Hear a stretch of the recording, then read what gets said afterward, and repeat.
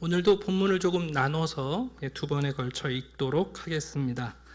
신약성경 21면 마태복음 13장 24절부터 33절까지 한 절씩 교독합니다.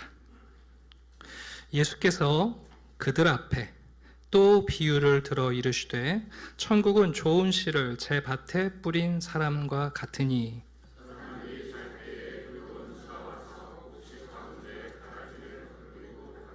싹이 나고 결실할 때에 가라지도 보이거늘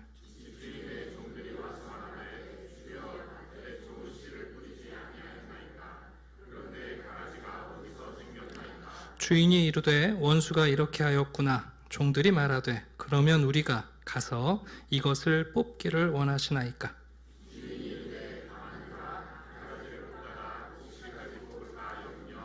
둘 다 추수 때까지 함께 자라게 두라. 추수 때에 내가 추수꾼들에게 말하기를 가라지는 먼저 거두어 불사르게 단으로 묶고 곡식은 모아 내 곡간에 넣으라 하리라.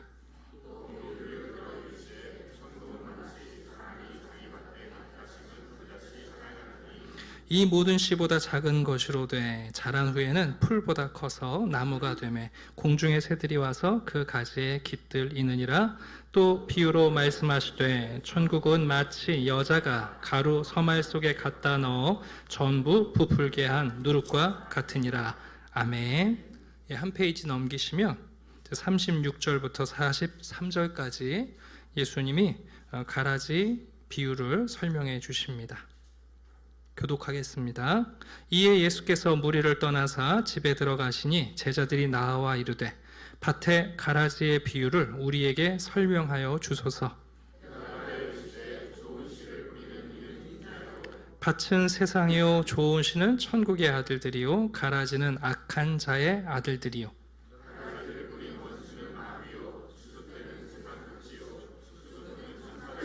그런즉 가라지를 거두어 불에 사르는 것 같이 세상 끝에도 그러하리라.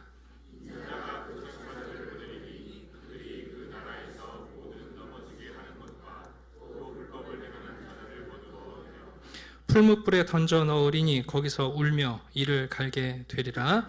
그때의 의인들은 자기 아버지 나라에서 해와 같이 빛나리라. 귀 있는 자는 들으라. 아멘. 우리는 지난주에 예수님께서 수많은 군중들 앞에서 왜 정치적 수사를 사용하시지 않고 난해하고 알 수 없는 비유를 사용하시는가 답답한 제자들이 예수님께 물었습니다. 예수님, 지금은 비유 말씀하실 때가 아닌데 왜 비유로 말씀하십니까? 이 많은 사람들 앞에서 뭔가 공격적이고 적극적으로 연설 한번 하시면 이 사람들이 다 우리 편 될 거 아닙니까? 근데 왜 비유로 말씀하십니까? 그럴 때 예수님께서 세 가지로 비유를 가리키시는 목적을 설명해 주셨습니다. 첫 번째는 비유로 가르치시는 이유는 숨기려는 게 아니라 드러내려 하신다는 거죠. 비유라는 말, 그 파라볼레라는 말 자체가 비밀이라는 뜻인데 그래서 다니엘서에 있는 단어를 채용했다고 말씀을 드렸습니다. 느부갓네살 왕이 꿈을 꿨습니다. 여러분 함께 한번 물어봐야 되겠는데 여러분 꿈이 중요합니까? 해몽이 중요합니까?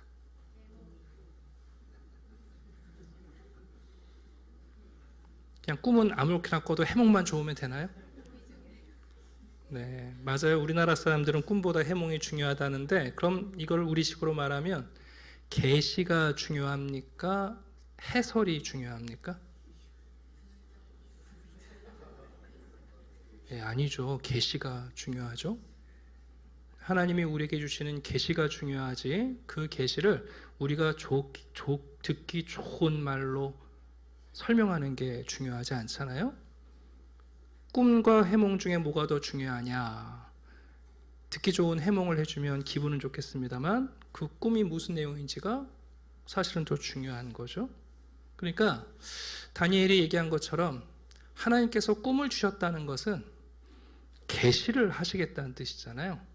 예수님께서 비유로 말씀하신 이유도 뭘 숨기고 감추고 하시려는 게 아니라 분명히 하나님이 우리에게 주시는 말씀을 하시려는 거다 하고 알게 됩니다. 그래서 여러분, 마태복음 13장에 나오는 비유가 매우 중요한 것은 어떻게 해석하냐의 문제보다 이전에 예수님이 이 비유를 하신 의도를 우리가 듣는 게 매우 중요합니다. 감사하게 예수님께서 오늘도 우리가 읽은 비유를 직접 설명해 주셨습니다. 두 번째, 왜 비유로 말씀하시는가? 하나님의 나라를 거절하는 사람들의 마음의 완악함을 깨닫게 하시려고 비유로 말씀하신다고 했습니다. 이사야 6장 9절을 인용하시잖아요. 아무리 들어도 보아도 보지 못하고 듣지 못하는 사람들. 사람들은 이런 생각을 하는 거죠. 우리는 리모델링을 원하지, 아파트는 재건축을 원해도 내 인생의 재건축을 원하지는 않아요. 하나님의 나라의 백성이 된다는 게 내가 지금까지 쌓아올린 나의 평판과 나의 실력, 나의 능력 위에 무언가를 덧대는 걸 하나님의 나라로 기대하지, 나라는 사람을 완전히 철거하고 하나님이 새로운 예수 그리스도의 성전을 지어가시고 나라는 나무를 완전히 밑둥까지 잘라버리고 새로운 씨앗을 심는 걸 이해할 수가 없는 거죠. 유대인들 생각에는 자기들이 하나님의 나라의 기초석이고 이제는 하나님의 나라가 자기들을 중심으로 시작만 되면 되는데, 예수님은 그때 씨 뿌리는 얘기를 하시니까 그거 받아들일 수가 없는 겁니다. 우리가 이해가 가요. 근데 여러분, 하나님의 나라는 언제나 철거와 더불어 시작됩니다. 아브라함을 부르실 때 고향, 아비, 친척집을 떠나라고 하십니다. 낯선 땅에서 시작하는 거죠. 아니, 이스라엘을 회복하시길 기대했는데 바벨론 포로로 끌려가서 여러분 포로 생활하고 나서 다시 회복시키시는 거 아니에요? 네. 제가 그냥 이렇게 얘기하는 게 아니라 가끔 직장에 가면 우리 회사를 운영하시는 분들이 그런 얘기를 해요. 좋은 대학 나오고 학점 잘 받아갖고 회사에 갔는데 회사 가면 바보 되는 거 아시죠? 경험 없으세요? 좋은 대학 나와가지고 학점 잘 받아서 졸업해서 회사 갔더니 복사를 못해요? 무슨 얘기입니까, 여러분? 기존에 내가 받은 학점, 내 졸업장이 중요한 게 아니라 그거 잘라버리고 다시 처음부터 배우지 않으면 여러분 다시 시작을 못 하잖아요. 근데 여러분, 이스라엘 백성들이 왜 하나님의 말씀, 예수님을 거절하는가? 철거가 안 되는 거예요. 내가 부정이 안 되는 거잖아요. 나는 부정하고 예수를 인정해야 하나님의 나라가 시작되는데 그게 안 된다니까요. 예를 한번 들어드릴게요. 여러분, 가는 말이 고와야 오는 말이 고와요? 오는 말이 고와야 가는 말이 고와요? 뭔지는 모르겠지만 아무튼 내 탓은 아닌 것 같죠? 여러분, 사람들은요, 내가 말을 하기 전에 그래, 가는 말이 고와야 오는 말이 곱지 하고 속담을 떠올리는 사람이 있을까요? 없을까요? 대부분 없어요. 듣기 싫은 말을 듣거나 내가 보복하고 나서 나한테 뭐라고 그러면 그때 떠올리는 게 가는 말이 고와야 오는 말이 곱고 오는 말이 고와야 가는 말이 곱지, 이렇게 얘기한다고요. 그게 무슨 얘기입니까? 그 속담을 1000번, 10,000번 들어도 여러분, 나라는 사람을 잘라내고 철거하기 전에는 여러분 결코 새롭게 지어지지 않는 거예요. 왜 비유로 말씀하시는가? 우리의 완악함을 깨닫게 하기 위해서 비유로 말씀하신다는 거죠. 세 번째, 왜 비유로 말씀하시는가? 시편 78편을 인용하세요. 시편 78편은 유대인의 역사 교과서입니다. 놀랍게 그 역사 교과서의 내용은 이스라엘의 역사가 담겨 있지 않고 하나님의 역사가 담겨 있어요. 왜? 이스라엘은 죄와 불충성으로 가득하거든요.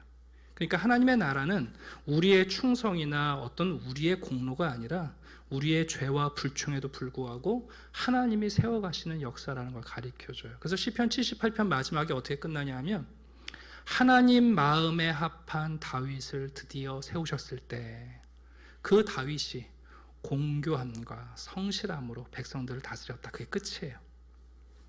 그 비유를 인용하신 이유는 뭐냐면, 하나님의 나라는 우리의 충성과 우리의 공로가 아니라 하나님의 자기 희생과 하나님의 성실하심으로 완성되는 나라다. 그래서 비유로 말씀하신다 하고 얘기하고 있습니다. 제가 마태복음 13장을 조금 파편적으로 설명을 하고 있는 이유는 마태복음 13장에 대해서 많은 오해를 갖고 있고, 특히 우리가 과천시에 있고 우리 주변에 신천지 씨가 계셔서 가능하면 여러분들에게 백신을 맞춰야 돼서 조금 이렇게 말씀을 전하고 있으니까 여러분들이 기억해 주시면 좋겠습니다. 기억하세요. 왜 비유로 말씀하시는가? 뭔가 거기에 은밀하고 비밀한 게 있어서 남들은 모르는 거 깨달으라고 하시는 게 아니라 여러분, 꿈이 해몽보다 중요하고 계시 자체가 설명보다 중요한 거예요. 예수님이 말씀하셨다는 것은 우리에게 드러내시고 알리시려는 거예요. 왜 하나님의 말씀이 우리에게 뿌리 내리지 못하는가? 우리의 마음의 완악함이에요. 우리는 절대 우리 자신을 부정하기가 어렵다니까요. 재건축을, 아파트는 원하지만 우리의 인생의 재건축을 원하지 않아요. 감사한 것은 우리가 아무리 불충성하고 죄를 지어도 하나님은 반드시 열매 맺게 하시고 하나님의 나라는 땅끝까지 이릅니다. 그게 시편 78편을 인용하신 이유입니다. 자, 이제 오늘 본문에 보시면 예수님께서 또 비유를 들어 말씀하시네요. 왜 예수님께서는 하나님의 나라를 하나의 비유로 설명하시지 않았을까요? 비유라는 기법은 하나의 비유에 모든 진리를 담을 수 있는 수사가 아닙니다. 여러분, 비유라는 것은 그 비유 안에 한두 가지 주안점을 설명하려는 거지, 비유 안에 모든 것을 설명할 수 있는 비밀이 있지 않아요. 감사하게 오늘 우리가 읽은 본문에는 세 가지 비유가 나오는데, 첫 번째는 곡식과 가라지가 함께 성장하는 비유고요. 두 번째는 작은 겨자씨지만 우람한 나무로 성장하는 비유이고, 세 번째는 반죽 전부를 부풀게 하는 누룩의 비유입니다. 예수님께서 특별히 그 중에 첫 번째 비유를 36절부터 설명해 주셨어요. 재밌는 것은 여러분 37절부터 보시게 되면 예수님이 첫 번째 비유에 대해서 7가지를 아주 정확하게 설명하셔요. 먼저, 좋은 씨를 뿌리는 이는 인자다. 밭은 세상이다. 좋은 씨는 천국의 아들들이다. 가라지는 악한 자의 아들들이고, 가라지를 뿌린 원수는 마귀고, 추수때라는 것은 세상 끝이다. 그리고 추수꾼은 천사들이다. 예수님께서 비유를 가르쳐 주실 때 이거면 충분하다는 거예요. 그런데 사람들은 예수님이 설명 안 한 다른 게 궁금해요. 예를 들면 잠잘 때 뿌렸다는데 잠자는 게 뭐냐? 그러면 마귀가 가라지를 뿌리지 못하게 우리가 잠을 안 자야 되는 거냐? 예수님의 주안점이 거기 안 계시다는 거예요. 또 어떤 분들은 덧뿌렸다고 그러는데 뭐가 덧뿌리는 거냐? 비유를 잘못 보는 게 뭐냐면 예수님이 전하려는 주제가 아니라 여러분 지역적인 거에 관심을 갖는 거죠. 예를 들어 드리면 선한 사마리아인의 비유를 들으면서 너도 가서 이와 같이 하라. 고난당하고 강도 만난 사람의 친구가 되어주라는 말씀인데, 관심이 여기서 여관이 뭐냐, 여관 주인은 누구냐, 거기에 여러분 관심 가지라고 예수님이 하신 말씀이 아니라는 거예요. 이해하시죠? 네. 아니, 너무 명확하잖아요. 예수님께서 비유를 설명해 주실 때 7가지 딱 설명해 주시고 이거면 충분하다는 거 아니에요. 그래서 결론이 뭐예요? 그런즉 하고 결론 내리시잖아요. 이 비유의 뜻은 이거다 하고 우리에게 가르쳐주고 있습니다. 여러분들 혹시 마태복음 13장을 이해하고 싶은 너무 큰 열망으로 지엽적인 단어 하나하나를 다 풍요적으로 그 뜻을 밝히는 것은 결코 성경적 지혜도 아니고 영성이 깊은 게 아닙니다. 그것은 불경건한 호기심입니다. 네. 예수님도 이렇게 설명하셨는데 왜 거기다 뭘 덧붙여요? 이거면 충분하다는데. 자, 그런 전제를 가지고 오늘 말씀을 전하려고 합니다. 먼저 첫 번째입니다. 첫 번째 비유는 곡식과 가라지가 함께 성장하는 비유이네요. 우리가 들었던 씨 뿌리는 비유는 씨는 같은데 땅이 달랐잖아요. 근데 여러분, 이 비유는 땅은 같은데 뭐가 달라요? 씨가 다르죠? 그러면 앞에 있는 비유하고 이 비유하고 여러분 단어의 뜻이 같겠어요? 다르겠어요? 다르겠죠. 그렇잖아요, 여러분. 앞에 씨 뿌리는 비유는 땅이 다르고 씨는 같은데, 이번 비유는 농사라는 배경은 같지만 비유가 의미하는 게 다르잖아요. 네. 땅은 세상이에요. 또 이걸 또 여러분 예수님이 분명히 땅이 세상이라고 하는데 또 교회라고 설명을 해요. 그래서 교회 안에 알곡과 가라지가 있다고. 예수님 그렇게 말씀하신 적 없어요. 밭은 세상이에요. 예수님이 말씀하셨잖아요. 전혀 다른 비유니까 여러분 또 혼란스러워하시지 않기를 바랍니다. 예수님 당시에는 로마법에 이웃의 농사를 망치기 위해서 밀밭에 독보리를 뿌리는 사람들이 있었습니다. 그래서 로마법에는 그런 범인이 발각되면 실제 범죄 행위로 인정을 받았어요. 여기 나오는 배경의 이 곡식은 밀이고 가라지는 독보리를 얘기해요. 독보리가 자랄 때는 밀과 똑같이 보이는데 성장 속도도 빠르고 또 뿌리를 더 넓게 퍼진다고 합니다. 그 배경을 이해하시면 조금 더 다가올 것 같습니다. 여러분 오늘 본문 이 비유에 이렇게 되어 있네요. 세상에서는요 하나님의 나라의 자녀들과 악한 자의 아들들이 함께 한다고 가르쳐 줍니다. 여러분 어린아이 같은 생각 갖고 계시지는 않죠? 세상에는 악인들이 하나도 없다고 생각하시는 분은 없을 거예요. 여러분 세상에는 하나님의 자녀들과 그리고 마귀의 아들들이 함께 공존하고요, 함께 성장하고 있고 심지어 함께 번성하고 있습니다. 이것은 주인이 잘못했다기보다 주인의 과실이 아니고 또 종들이 잠이 들었기 때문에 문제가 있다는 뜻이 아닙니다. 여러분 세상은 함께 공존하고 있다는 것을 우리에게 가르쳐 줍니다. 중요한 것은 사단이 아주 은밀하게 이 일을 했다는 거죠. 여러분 싹이 나고 드디어 결실할 때가 되었을 때 독보리가 보이는 거죠. 종들이 깜짝 놀라서 주인에게 왔습니다. 주인님, 우리가 좋은 씨를 뿌리지 않았나요? 그런데 가라지가 어디서 왔을까요? 주인이 대답하죠. 원수가 이렇게 하였다. 원수가 은밀함과 악한 의도를 가지고 여러분 가라지를 뿌렸다고 가르쳐 줍니다. 종들이 얘기합니다. 그러면 이제 저희들이 가서 이걸 뽑아버릴까요? 우리가 원하는 거 아니에요? 가라지들을 보면 뽑아버리고 싶고 악인들을 보면 빨리 악인들이 처리됐으면 좋겠고. 근데 여러분 주인이 하는 말 한번 들어볼까요? 29절입니다. 우리 같이 읽어보겠습니다. 시작. 주인이 이르되 가만두라. 가라지를 뽑다가 곡식까지 뽑을까 염려하노라. 제가 잠깐 말씀드린 것처럼 세상 살다 보면 여러분 우리를 실족하게 하고 불법을 자행하고 선한 사람들의 아름다운 삶을 회방하는 사람들이 있습니다. 그런 분들을 보면 정말 우리의 마음속에 분노가 일어나고 저런 악인들을 왜 가만 놔두시지? 하나님께서 어떻게 저런 악인들을 번성하게 하시지? 아니 저런 불법의 사람들을 어떻게 성장하도록 두시는지 우리가 답답합니다. 작은 신정론이라고 하는데 직장에서도 여러분 동네에서도 정말 그런 분들 만나면 독보리 같은 분들이잖아요. 독보리. 왜 저런 사람들을 놔두시는지 우리가 정말 의구심이 들 때가 있습니다. 여러분 예수님이 주인이 뭐라고 말한다고요? 가만두라.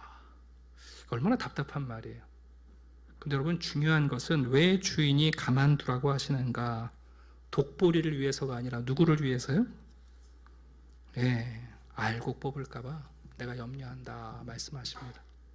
여러분 세상의 악인들을 하나님이 성장하고 번성하는 것을 그냥 두고 보시는 이유는 그들 위해서가 아니라 누구를 위해서냐면 바로 하나님의 아들, 딸들을 위해서입니다.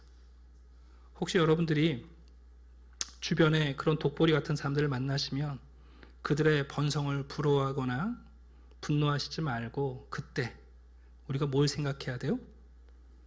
그때 하나님은 그 악인들을 칭찬하시거나 악인들 편에 서 있지 않고 오히려 하나님의 아들, 딸들의 편에 서 있다는 것을 기억하실 필요가 있습니다. 하나님은 즉각적으로 반응하시는 주인이 아닙니다. 사람들은 솔로몬의 재판을 참 좋아해요. 솔로몬이 지혜로워서도 그렇겠지만 명쾌하고 그리고 그 자리에서 즉시 명쾌하게 판결을 내린 거 아니에요? 누가 진짜 엄마인지. 여러분 예수님이 솔로몬보다 지혜로우세요? 아니면 솔로몬이 예수님보다 지혜로워요? 네, 예수님이 솔로몬보다 지혜로우세요. 솔로몬의 재판도 지혜로운 재판이지만 예수님은 솔로몬보다 더 지혜롭게 재판하시는 분이에요. 예를 들어 드리면 예수님은 솔로몬처럼 아이를 잘라서 나누어 주라 그렇게 말씀하시지 않고 가만두라. 저 아이가 자라서 제 얼굴을 갖게 되면 그때 그 아이의 부모가 누구인지 모든 사람이 알게 된다. 그게 예수님의 지혜예요. 별로 마음에 안 들어 하시는 것 같네요. 솔로몬처럼 지금 이 자리에서 잘라가지고 그러시기를 원하시는 것 같은데, 근데 여러분 그 지혜도 물론 지혜예요. 예. 인간의 본성에 의지한 지혜죠. 모성이라는. 그러나 예수님은 그게 아니라 가만두라. 저 아이가 자라서 제 얼굴을 갖게 되면, 해같이 빛나는 얼굴을 갖게 되면 누구의 아들인지 모든 사람이 알게 된다.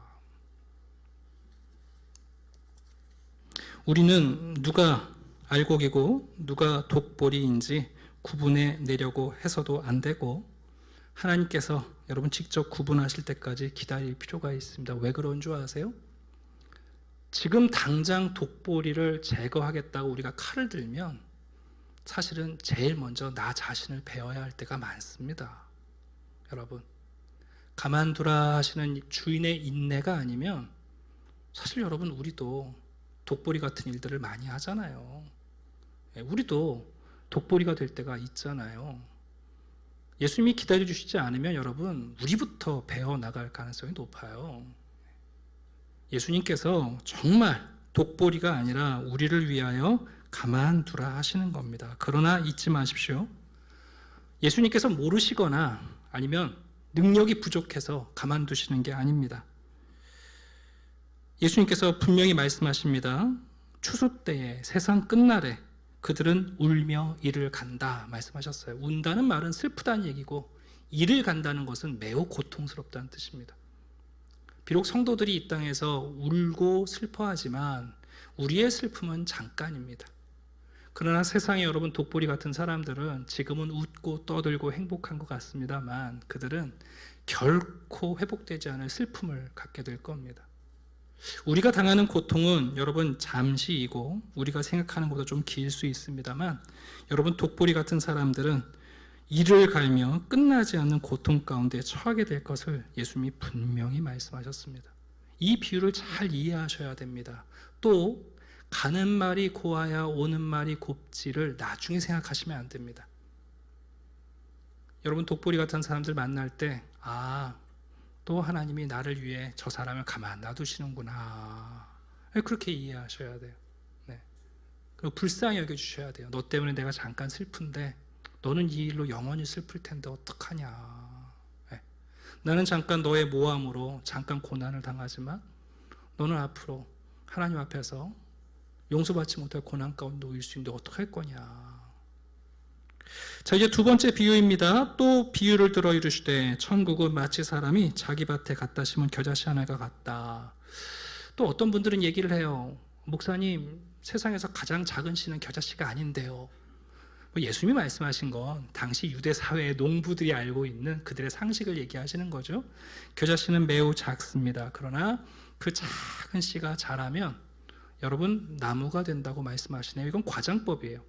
실제로 여러분 겨자는 과채니까 나무가 될 수 없잖아요. 근데 왜 예수님은 겨자씨가 나무가 된다고 말씀하시고 더 나아가 공중의 새들이 와서 깃든다 말씀했을까요? 또 말씀드립니다. 앞에 나오는 새는 마귀였잖아요. 씨 뿌리는 비유에서 길가에 떨어진 씨를 먹는 것은 마귀잖아요. 또 여기 나오는 새를 마귀로 얘기하시면 돼요, 안 돼요? 아니라고요. 다른 비유예요. 다른 비유. 이 배경은 다니엘서 4장에 나오는 바벨론의 왕이 꾼 꿈에 대한 겁니다. 제가 읽어드립니다. 다니엘서 4장입니다. 내가 침상에서 나의 머릿속으로 받은 환상이 이러하니라. 내가 본즉 땅의 중앙에 한 나무가 있는 것을 보았는데 높이가 높더니 그 나무가 자라고 견고하여지고 그 높이는 하늘에 닿았으니 그 모양이 땅 끝에서도 보이겠고 그 잎사귀는 아름답고 그 열매는 많아서 만민의 먹을 것이 될 만하고 들짐승이 그 그늘에 있으며 공중에 나는 새는 그 가지에 깃들이고 육체를 가진 모든 것이 거기에서 먹을 것을 얻었더라. 여러분, 예수님께서 무슨 얘기하시는 거냐면 지금 예수님이 시작하시는 이 하나님의 나라 운동이 매우 작게 보이죠. 유대 땅의 한 변방에서 겨우 12명의 제자와 함께 하시는 이 일이지만, 겨자씨처럼 작을지 모르겠지만 이 하나님의 나라가 장차 성장해서 땅끝에서 보이는 나무가 된다, 그 뜻이거든요. 그러면 여러분, 새는 가장 멀리 날아가는 동물 아닙니까? 땅끝에 있는 새가 와서 쉴 정도면 그 나무의 가지가 여러분 어디까지 가닿았다는 얘기겠어요? 다니엘이 왕에게 이 꿈을 해석해 주면서 얘기하거든요. 왕이시여, 당신이 세운 제국은 고작 일정한 영토를 확장했을지 모르겠지만 하나님이 세우시는 나라는 땅끝에 이르고, 당신이 만든 제국은 잠깐 당신의 백성들을 안식하게 할지 모르겠지만 하나님이 세우시는 나라는 모든 이방인들로 하여금 먹고 쉬게 하는 하나님의 나라가 있습니다 하고 그 꿈을 해석해 준단 말이에요. 지금 예수님께서 이 비유를 드신 것은 예수님이 시작하시는 이 하나님의 나라가 매우 작게 보일지 모르지만 그러나 언젠가는 땅끝에 가닿아서 모든 이방인들이 예수 그리스도의 그 가지에 자신들의 안식처, 쉼을 누리게 될 것을 말씀하는 거죠. 세 번째 비유는 반죽을 부풀게 하는 누룩의 비유입니다. 유대인 여성들은 누룩을 무슨 우리가 양념을 넣듯이 스프를 넣듯이 넣는 게 아니라 이미 발효된 밀가루 반죽의 일부를 띄어서 새로운 가루 반죽에 집어넣어요. 여기 배경이 그런 건데, 이 얘기는 뭐냐면 누룩의 은닉성을 얘기하는 거예요. 여러분, 밀가루 반죽에 있는 누룩은 보이지 않아요. 그러나 이미 발효된 반죽의 일부분을 띄우다가 새로운 반죽 안에 넣기만 하면 여러분, 이 반죽이 얼마나 크든지 간에 모든 반죽을 부풀게 한단 말이에요. 여기 가루 서말이라는 것은 24kg예요. 그래서 학자들마다 100명에서 150명 정도가 먹을 수 있는 빵의 양이라고 하는데, 이 말은 한 마을 사람들이 다 먹을 수 있는 걸 얘기해요. 무슨 얘기입니까?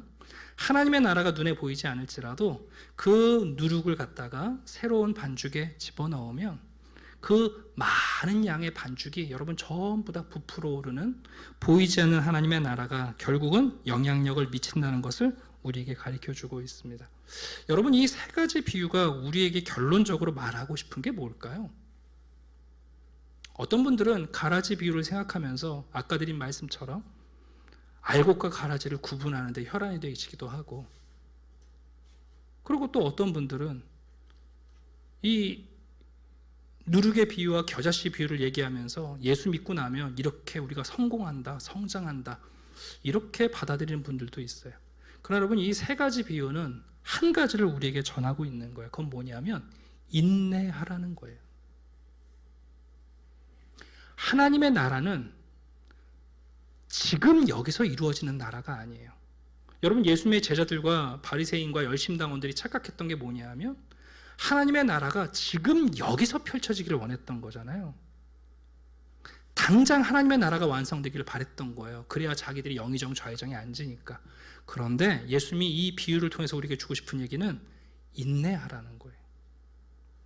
하나님의 나라는 그렇게 당장 이루어지는 나라가 아니라 보이지 않지만, 매우 작지만 반드시 땅끝까지 이루고, 그 보이지 않는 예수 그리스도의 복음이 모든 세상에 영향력을 미친다는 것을 가르쳐줘요. 그리고 주님의 나라가 오는 세상 끝날까지 우리는 어떻게 해야 되는가? 인내할 것을 말씀합니다. 우리는 추수 때까지 기다려야 합니다. 겨자씨가 우람한 나무로 자랄 때까지 기다려야 합니다. 누룩이 반죽에 스며들어 전체가 부풀 때까지 기다려야 합니다. 지금 당장 여기서 하나님의 나라가 완성되기를 원하고, 그래서 우리가 잡초를 뽑기를 원하면 여러분, 오히려 우리 자신이 뽑혀나갈 때가 많습니다. 제가 예를 들어 드리는데, 여러분, 기사를 작성하는 것하고 소설을 쓰는 것이 다릅니다. 신문 기사를 쓰는 기자들은 오늘 벌어진 사건을 여러분 언제 어디서 누가 무엇을 어떻게 했는가 기록하면 됩니다. 그래서 여러분, 그게 기한이 있죠. 소설은 안 그렇습니다. 예전에 일간 신문을 보면 소설을 연재했었거든요. 근데 어떤 날은 오늘은 쉽니다, 그리고 소설이 안 나왔던 때가 있어요. 왜 그럴까요? 여러분, 소설이란 건 기사를 쓰는 것과 다릅니다. 소설가가 구상하고 글을 써낼 때까지 여러분 기다려줍니다. 어떤 편집장도 여러분 소설가에게 기한을 말미를 정해갖고 재촉하지 않습니다. 하나님의 나라를 여러분 우리가 꿈꾼다는 건 우리가 기사를 쓰는 게 아닙니다. 하나님이 우리에게 가져오시는 그 나라를 기다리는 것을 우리에게 가르쳐 줍니다. 여기서 중요한 것은 뭐냐면, 또 이렇게만 말하면 다들 우리의 인내를 생각하세요. 하나님의 나라에 올 때까지 내가 기다려야 되는구나. 아닙니다, 여러분. 이 비유가 말하는 것은 우리의 인내도 아니요, 천사의 인내도 아니라 누구의 인내예요? 하나님의 인내를 지금 얘기하는 겁니다. 우리가 참는 게 아니고 천사가 참아주는 게 아니라 여러분, 하나님이 참으시는 겁니다. 가만두라. 네. 하나님의 인내를 우리에게 가르쳐주고 있습니다. 야고보서 5장입니다. 보라, 인내하는 자를 우리가 복되다 하나니 너희가 욥의 인내를 들었고 주께서 주신 결말을 보았거니와. 여러분, 성도들은 욥의 인내를 봅니다. 그리고 욥의 결말을 봐요. 근데 여기서 야고보서는 이렇게 말합니다. 욥의 인내만 본 게 아니라 우리도 믿음으로 하나님의 인내를 봐야 한다. 이렇게 얘기합니다. 주는 가장 자비하시고 긍휼히 여기시는 이시니라. 그게 성도의 인내입니다. 그래서 요한계시록 14장은 성도들의 인내가 여기 있나니 그들은 하나님의 계명과 예수에 대한 믿음을 지키는 자들이다 하고 우리에게 칭찬하고 있습니다. 가라지의 비유, 누룩의 비유, 그리고 여러분 겨자씨가 자라는 비유, 이 세 가지 비유는 우리에게 인내를 가르쳐 줍니다. 성도들이 독보리를 만나서 하나님께서 빨리 공의와 정의의 심판하시길 원하실 때 여러분 그때 하나님의 인내를 생각하십시오. 그 인내가 사실은 우리를 위한 하나님의 인내라는 것을 기억하시고, 하나님의 나라가 너무 작게 보이고 미미해 보일지 모르지만 여러분 그 나라는 반드시 확장되어 땅끝까지 이를 겁니다. 하나님의 나라가 우리의 눈에 보이지 않는 은닉성을 가지고 있지만 여러분, 하나님의 사람 한 사람이, 복음으로 부푼 그 한 사람이 낯선 공동체와 낯선 회사에, 낯선 학교에, 낯선 사람들의 모임에 들어갈지라도 여러분 그 하나님의 나라가 그들을 통하여 부풀게 될 것을 우리에게 가르쳐 줍니다. 저는 이번 선거를 보면서 출구조사를 왜 하는지 좀 궁금해요. 8시간만, 아니 6시간만 지나도 알 텐데 왜 그 수많은 돈을 들여서 출구조사를 하죠? 또 출구조사가 다 맞는 것도 아니잖아요. 하나님의 나라는 우리가 하는 출구조사로 확신할 수가 없는 겁니다, 여러분. 오늘 이 세 가지 비유를 예수님이 들려주시면서 우리에게 말씀합니다. 그러니 인내해라. 지금 가라지 뽑으려고 혈안되지 말아라. 가만두어라. 기다려라. 겨자씨가 과연 자랄까? 걱정하지 말아라. 하나님이 반드시 자라게 하신다. 땅끝까지 이르게 하신다. 아이고, 누룩이 어디 있나 안 보이는데 걱정하지 말아라. 그 누룩이 서말, 그 많은 밀가루 속에 들어가면 보이지 않아도 반드시 모든 것을 부풀게 한다. 여러분, 이 믿음을 가지고 하나님의 나라를 인내로 기다리시는 복된 분들 되기를 주님의 이름으로 축원합니다. 기도하겠습니다. 아버지 하나님, 감사합니다.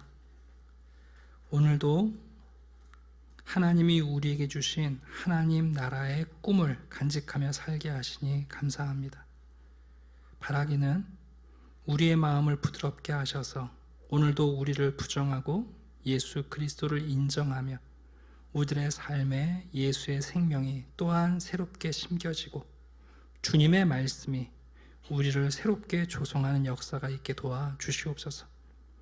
세상에는 독보리와 같은 사람들이 있습니다. 당황하지 않게 하시고 오히려 그들을 두고 보시는 것이 하나님의 무능이거나 하나님의 게으름이 아니라 바로 하나님의 자녀들을 위한 사랑의 인내이심을 깨닫게 해 주시옵소서. 하나님의 나라는 반드시 땅끝까지 이를 것이고 모든 사람들이 그 하나님의 나라에서 안식을 누리게 될 겁니다. 지금 보이지 않는 하나님의 나라, 그 작은 누룩이 되어 또 한 주간 우리가 머물고 있는 곳에 하나님의 나라를 부풀게 하는 놀라운 성도들이 되게 주시옵소서. 감사드리며 예수 그리스도의 이름으로 기도드립니다. 아멘.